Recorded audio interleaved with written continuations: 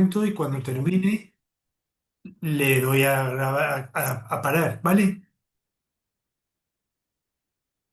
Vale, vale, vale, muy bien, muchas gracias. Hasta ahora.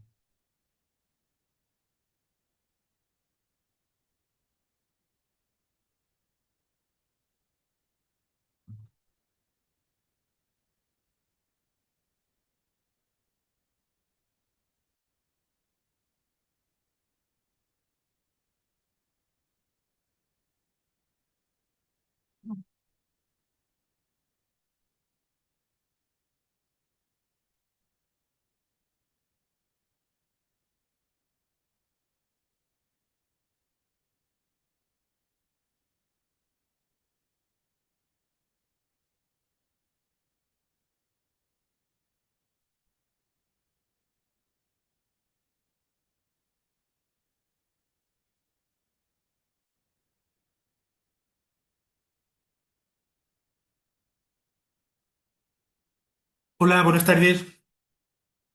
Vamos a hacer una clase que es de un tema interesante, que es en concreto dentro de la asignatura leucemias y linfomas, lo que se llama linfoma de Hodgkin.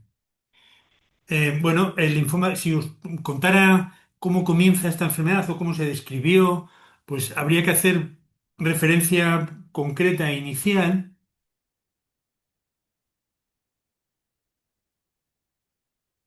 Perdonad, a ver.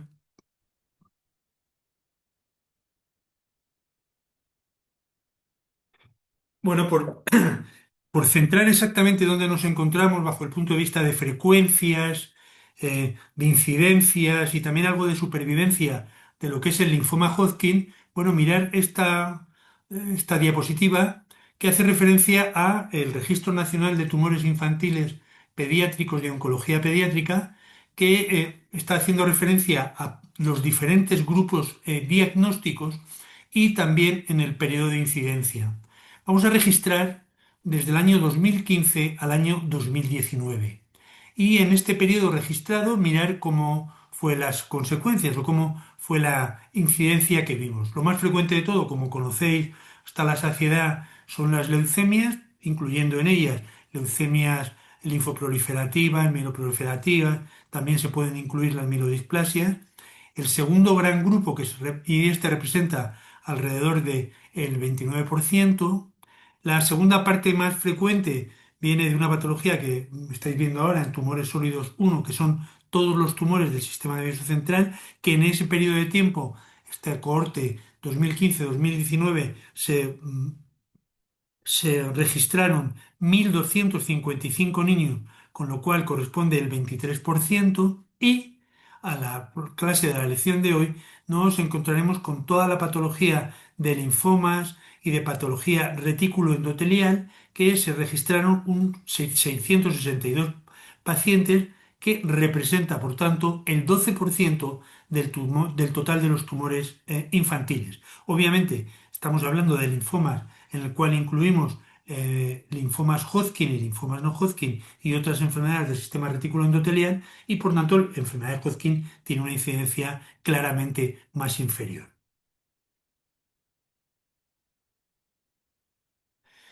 Si queremos hablar de supervivencias también por centrar el tema, aunque también en esto lo habéis visto en las clases de todos estos días, mirar que en la supervivencia a 5 años en diferentes cohortes, miremos en la última, cohortes de 2 años, del año 2015 a 2017, por ejemplo, bueno, la supervivencia en nuestro país a los 5 años es casi del 84%, 83,9. Es decir, y ya os aproximo, os digo que el linfoma Hodgkin es una de las neoplasias que mejor pronóstico tiene y por tanto seguro que va a estar por encima del 85%.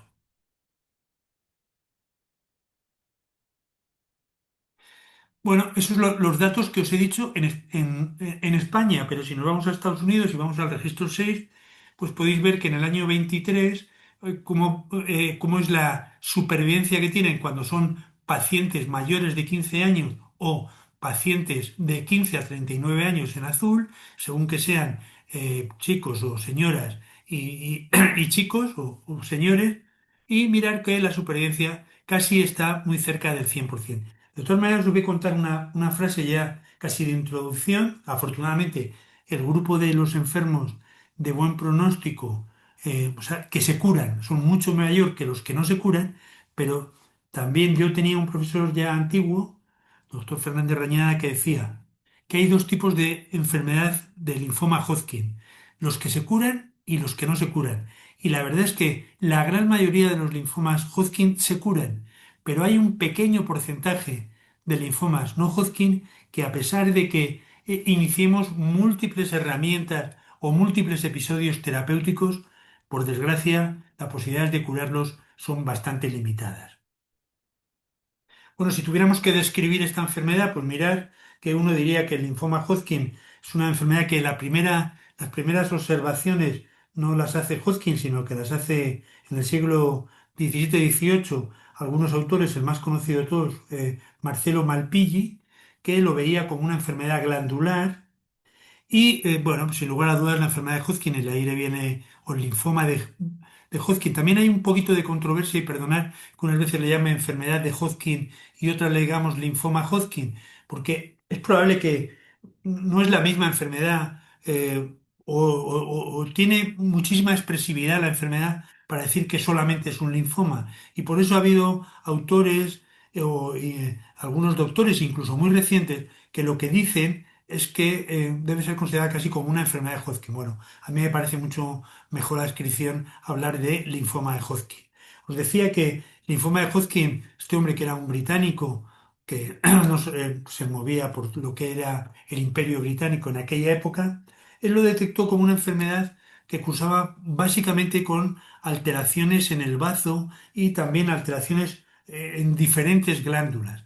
La primera enfermedad o la primera que lo describe es el año 1932 y mirar que este hombre pues vivió desde el año 1978 hasta 1900 a 1866. 1798-1866. Desde luego fue un personaje sin duda, Thomas Hodgkin o Sir Thomas Hodgkin, para conseguir o poder denominar la enfermedad y los muchos avances o los muchos descubrimientos que hizo a favor de ella.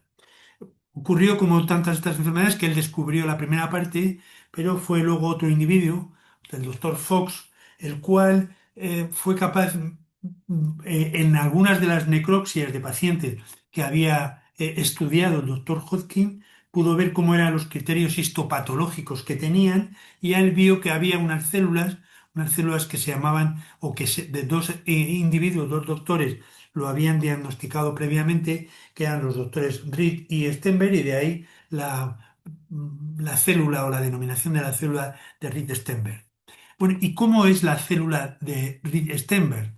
Bueno, mirar que desde luego este es un proceso neoplásico, no hay ninguna duda, es una célula con características claras tumorales, es una célula que deriva de células, primitivamente deriva de células B, de linfocitos B, del centro germinal, antes de que sean preapoptóticas, pero que han perdido muchas de las características de identidad B. Y que además estas líneas o estas células tienen genes aberrantes de otras muchas múltiples líneas hematopoyéticas. Es decir, es una célula profundamente compleja.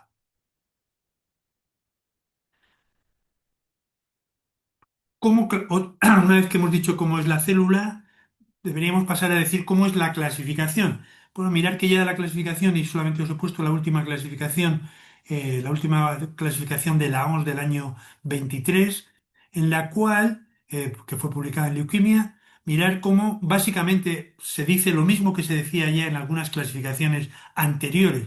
En el caso de el linfoma Hodgkin ha habido pocas modificaciones a clasificaciones de la cuarta edición, por ejemplo. Y decimos que existen dos tipos de enfermedad de Hodgkin.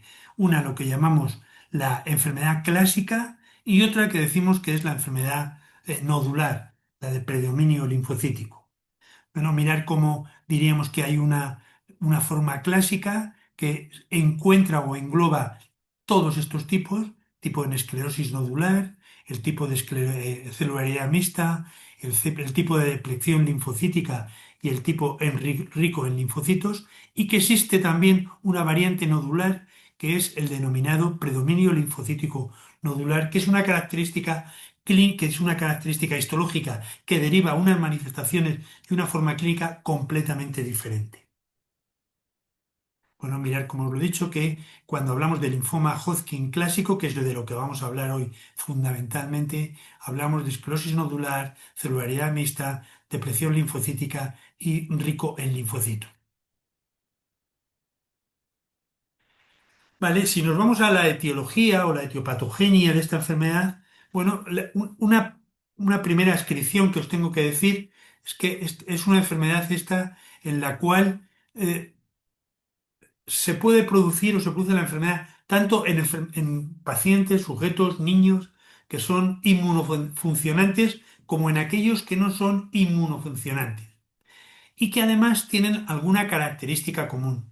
En todos ellos, seguramente, o en las últimas determinaciones, es que independientemente de otras condiciones previas, un salto lo tiene un desencadenante, lo tiene un proceso infeccioso.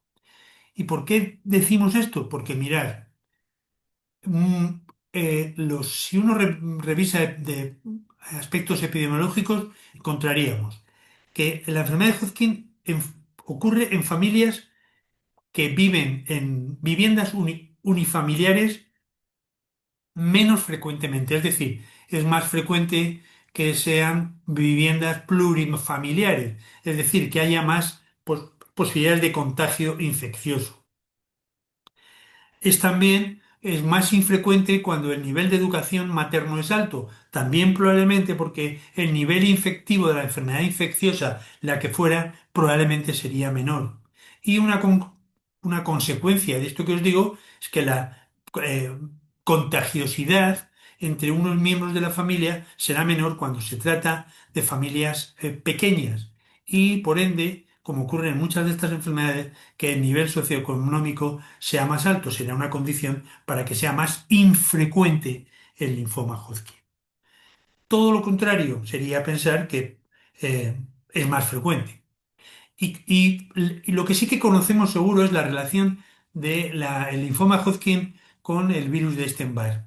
Y lo conocemos porque muchos de los pacientes, exactamente entre 30 y en algunas series, incluso mucho más, llegando casi a la mitad de los pacientes han estado infectados por el virus de Epstein-Barr. Y el virus de Epstein-Barr seguro, que como hemos visto por las alteraciones que se producen en el virus, en la genética del virus, que condiciona un riesgo mayor o pudiera ser el agente infeccioso desencadenante para algunos de los linfomas Hodgkin. Esta cifra que os he dicho de cómo el virus de Epstein-Barr aparece del 30 a 50, en algunos países subdesarrollados se hace todavía mucho más frecuente, siendo casi una constante linfoma Hodgkin con enfermedad de virus de Epstein-Barr. También podemos decir que se relaciona claramente con el virus de la inmunodeficiencia humana. Un porcentaje importante de los pacientes que tienen el linfoma Hodgkin, virus de la inmunodeficiencia humana, también tienen una relación con el virus de Epstein-Barr.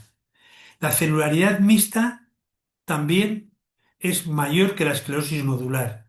Y la edad también sabemos que es menor en los pacientes que tienen esta epidemiología por el virus de Epstein-Barr. Y otra, ¿tienen estos enfermos predisposición genética? Claramente sí.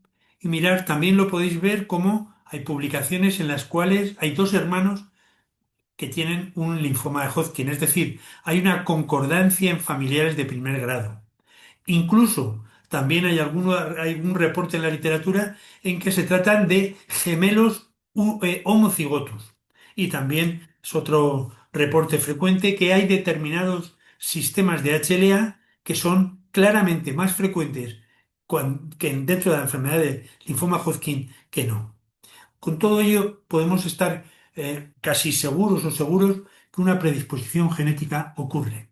Y también, pues podemos eh, comprobar que también tiene alguna relación con las inmunodeficiencias y mirar cómo algunas inmunodeficiencias genéticas como es el caso de hipogammaglobulinemia, enfermedad de Bruton, bueno, en general todas las hipogammaglobulinemias o la ataxia telangiectasia se correlacionan mucho más frecuente con linfoma Hodgkin que lo que correspondería a la población normal.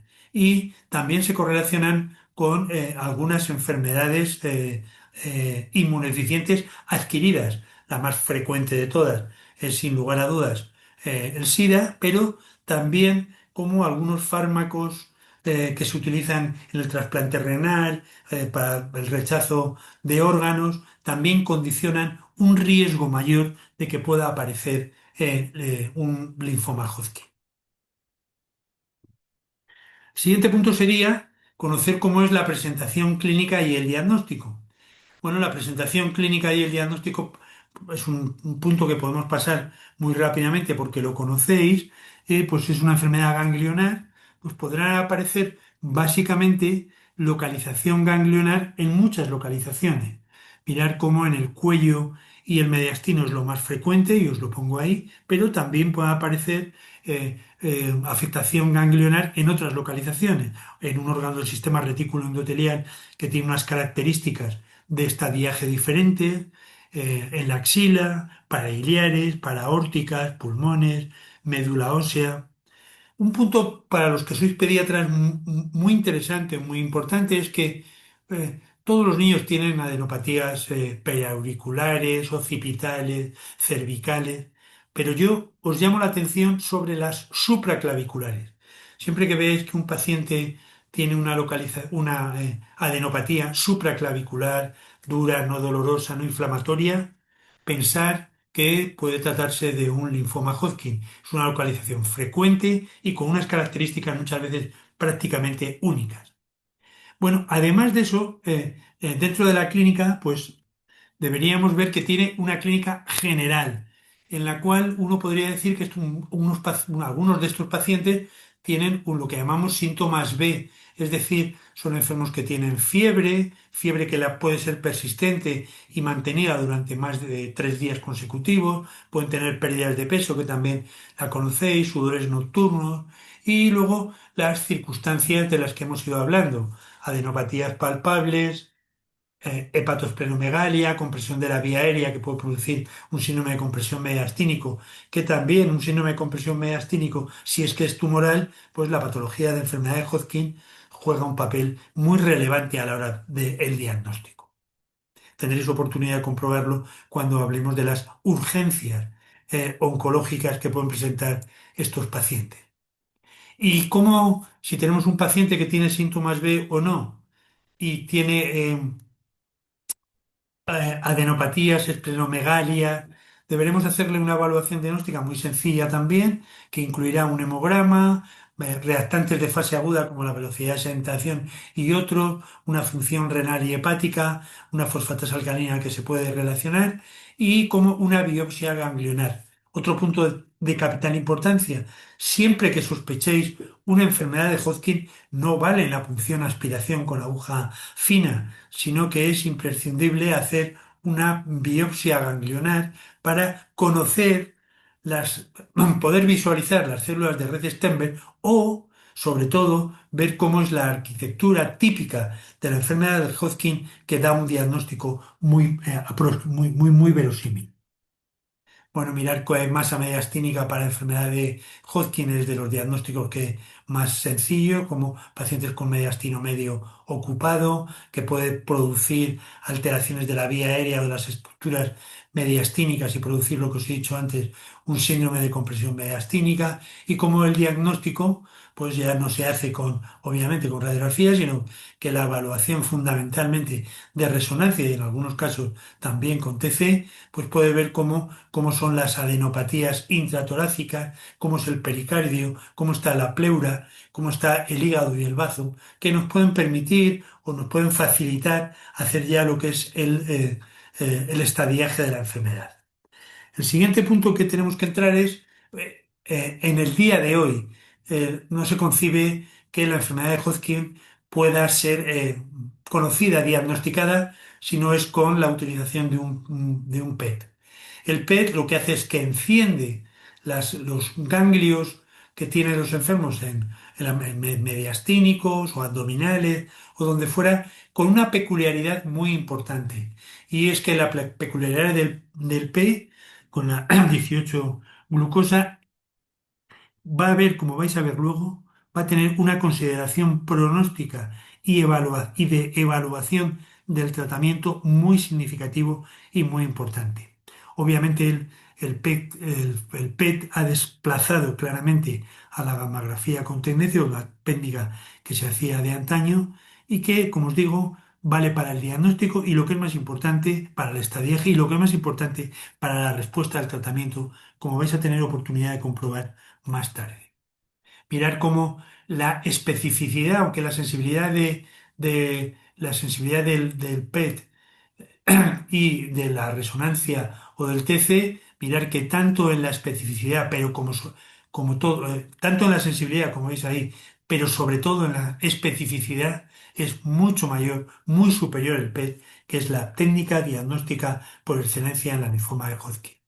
¿Cómo se clasifican? Esta es una clasificación clásica de Ann Arbor, bueno, que la habéis conocido como que tiene varias características, una de hablar con síntomas B que hace poner que se trate, además de la localización ganglionar, que sea con afectación sistémica o no, con síntomas B o no, y también que sea afectación nodal o extranodal, que también llevará la consecuencia de utilizar la palabra E. Bueno, mirar que el estadiaje, bueno, no lo vamos a repetir, como cada afectación de una cadena ganglionar por encima o por abajo del diafragma, afectación del bazo, los que son supra y infraabdominal y los que tienen afectación de huesos, o pleura, que llevan a una afectación estadio 4. ¿Vale? Otros datos que tenemos que conocer, cuáles son los factores de riesgo clínico que los conocemos o que ya son conocidos desde hace mucho tiempo y que son los mismos que se dicen en la clasificación. Muy importante, pues es peor tener un estadio 4 que un estadio uno, como es una vulgaridad. Como lo mismo como se puede ser que tenga síntomas B, es decir, que tengan afectación del estado general, fiebre, sudoración, etcétera. Que la masa tumoral que tenga en el mediastino o donde sea de gran tamaño. Y entonces hablamos de masas bulkis.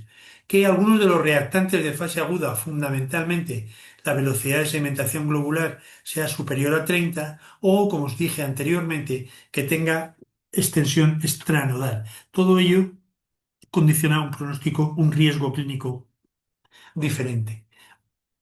¿Y esto para qué el riesgo ha sido muy importante?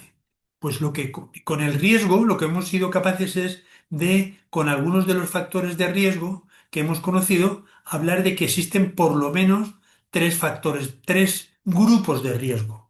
Un grupo de riesgo bajo, un grupo de riesgo intermedio y un grupo de riesgo alto.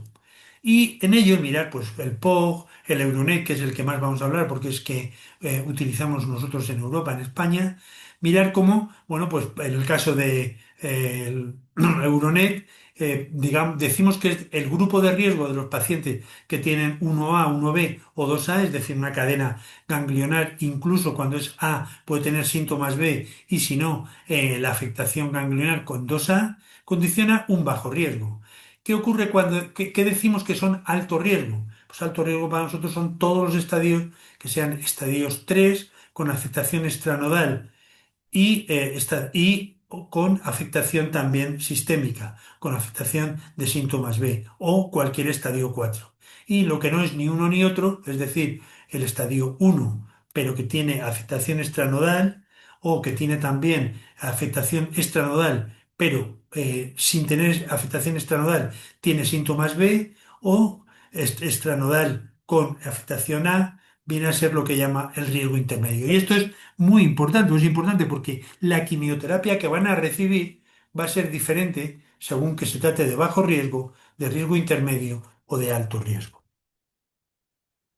Bueno, mirar, esta es una diapositiva que os lo dije al principio. Si uno ve cómo es la evolución de la mayoría de los tumores pediátricos, desde el año 50 hasta el año 2025. Bueno, esta diapositiva se queda más antigua, pero es muy gráfica para que veáis viendo cómo los enfermos por determinadas enfermedades pues, han ido subiendo. Por ejemplo, en amarillo, que es de la que estamos hablando, pues es el linfoma Hodgkin. El linfoma Hodgkin, allá cuando no había nada más que radioterapia, protocolos de quimioterapia muy simples o muy tóxicos en los años 70-80, como era el ABVD.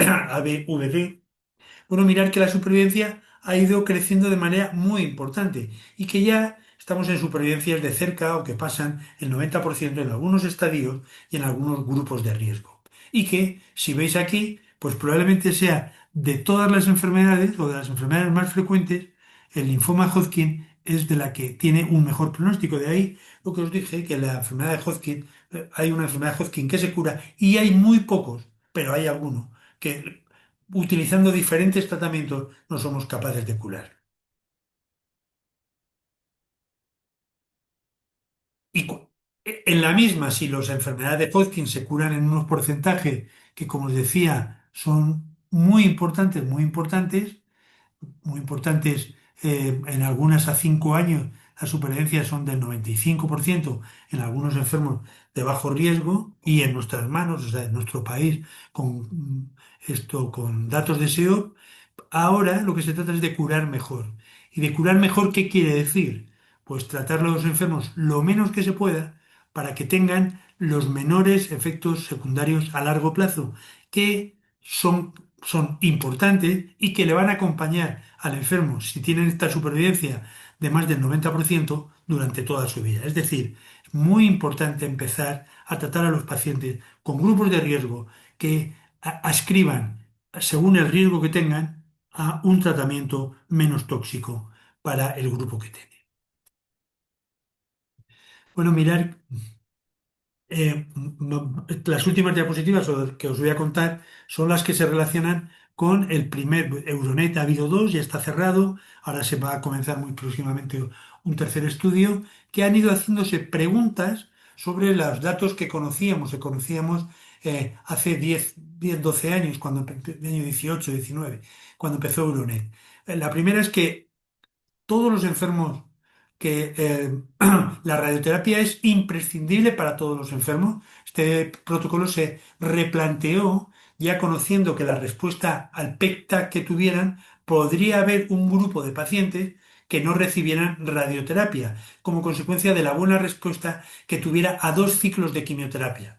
Bueno, esto se estudió y lo vais a ver ahora. Se llegó a la conclusión que los enfermos que tienen 2 ciclos de quimioterapia y que tienen una respuesta muy favorable en el PET, medida por lo que fuera, diferentes más formas de medir, como es el de Weil, con ello nos permitiría un grupo de los enfermos, independiente de ser incluso estadios intermedios, no tener ningún tratamiento de radioterapia.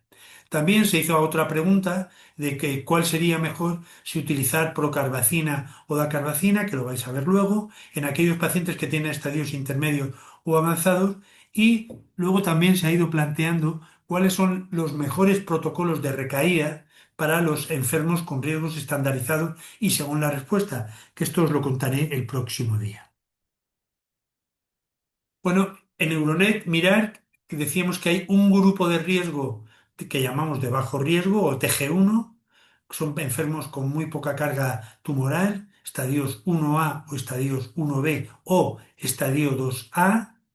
Eh, Otro grupo de pacientes son los pacientes que tienen intermedio, TG2, en el cual lo que podemos hablar es de 2B o 3A, y hay un grupo de alto riesgo, que son aquellos enfermos que tienen 3B o estadio 4.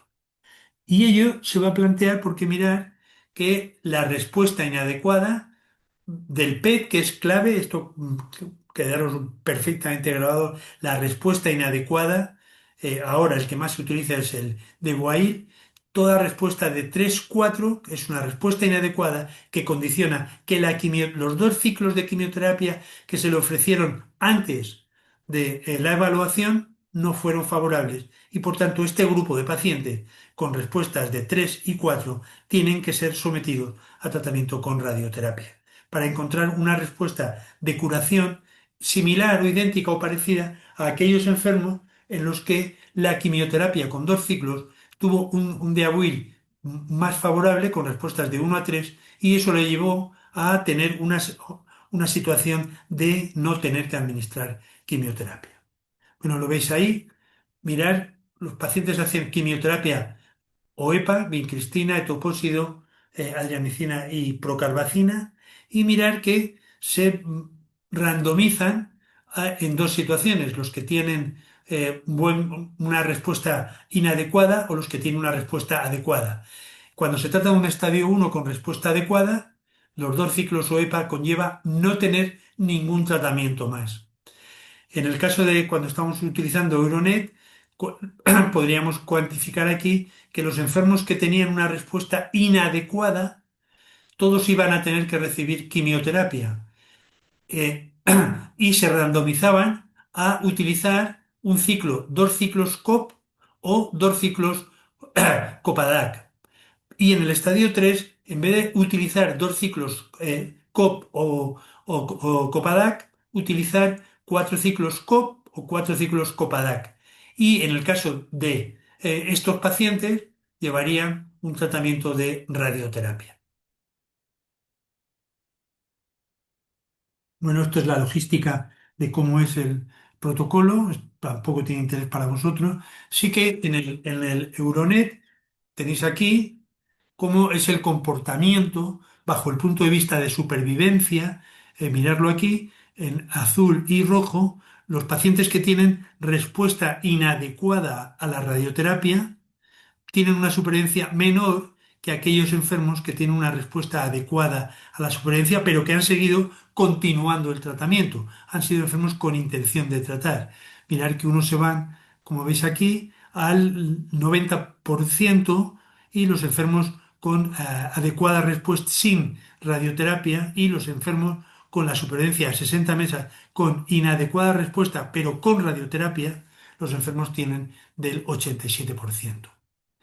Exactamente lo mismo sería cuando si los podemos subclasificar dependiendo de que fueran estadios más avanzados o menos avanzados, viendo que la supervivencia de los los enfermos con inadecuada respuesta a la radioterapia o adecuada, pues como podéis saber aquí es muy similar. Esto llegó a decir la conclusión de que, bajo el punto de vista de riesgo, era similar, pero todos los enfermos que no respondían al tratamiento de quimioterapia medido por PET tenían que hacer radioterapia. Mirar cómo los niveles, esto llevó después del Euronet a diseñar o mirar un segundo protocolo que tiene otros estudios, en el cual lo que hizo fue integrar 3 grupos de riesgo otra vez, el grupo de riesgo de bajo riesgo, el TL1, estadios 1, 1B o 2A, siempre y cuando no tuvieran la velocidad de sedimentación elevada y no tuvieran masa bulky. Otro grupo que sería los pacientes de alto riesgo, que son estadios 2BE, o sea, con síntomas B y extranodales, o los estadios 3 con síntomas extranodales o el estadio 4 y todas las otras situaciones intermedias estarían en el grupo intermedio, como es pues el estadio 1A, el estadio 1B, el estadio 2A, sin conocer la velocidad de segmentación o sin tener masa bulky, o estadios 1A extranodal, 1B extranodal, 2A extranodal, 2B o 3A. Bueno, ¿y cómo sería el tratamiento de todos ellos? Bueno, mirar cómo aquí ha ido haciendo, cómo los enfermos entran en el estudio, reciben la misma quimioterapia o EPA, es la quimioterapia estándar de inducción para todos los pacientes, se les aplica la evaluación y según cómo sea la respuesta al PEG, podríamos ver de respuesta adecuada y de respuesta inadecuada. Los enfermos que son de respuesta adecuada no reciben más radioterapia ni más tratamiento, y los enfermos que tienen IR, o sea, no tienen respuesta adecuada, reciben un Copadat más, pero no reciben radioterapia. En cambio, los enfermos que tienen TL2 y TL3, mirar que se va a randomizar en cada uno de ellos según vayan a recibir el Copadag 28 o el Decopadag 28, dacarbacina o procarbacina, y según que tengan respuesta adecuada o inadecuada, unos llevarán radioterapia y los otros no llevarán radioterapia. Los criterios de evaluación son los mismos, el de Boyle o el, otra manera de mirarlo, el RA, y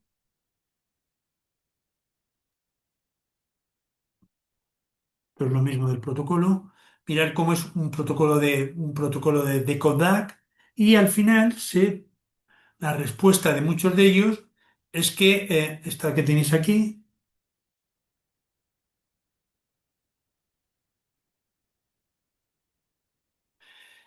esta es la situación que tienen ahora, como los enfermos TL1, pues, según la SEO, o sea, ya que la recomendación es nuestra, dos OEPAs, os lo he contado antes, respuesta inadecuada, respuesta adecuada. Cuando es respuesta inadecuada, los enfermos hacen radioterapia. Cuando es respuesta adecuada, hacen un Copadag de 28 días. Cuando se trata de TL2, los enfermos reciben dos OEPA, y según la respuesta al PEC-TAC adecuada e inadecuada, si es inadecuada, reciben dos de COVDAP 21 y luego hacen radioterapia, y los enfermos que tienen una respuesta adecuada hacen un 2 de COVDAP y no hacen radioterapia. Y los enfermos que son Tele3, pues lo que van a hacer es recibir 4 COPDA 28, los que son de adecuado también, y la diferencia es que unos reciben tratamiento de radioterapia y los otros, los que han tenido una buena respuesta en el PECDAC, no hacen quimioterapia. Bueno, ¿y con esto qué es? Pues con esto lo que conseguimos es que la gran mayoría de los enfermos, más del 90%, se pueden curar. Pero hay un pequeño porcentaje de pacientes, que es esto que estoy mostrando aquí, que son enfermos que no se van a curar. Vale, de estos y de el linfoma Hodgkin, en lo que llamamos la variante de predominio linfocítico, es decir, el que no es clásico, sería la clase de la lección del próximo día. Hasta entonces, eh, me alegro de saludaros y nos vemos en una semana para continuar con el linfoma Hodgkin.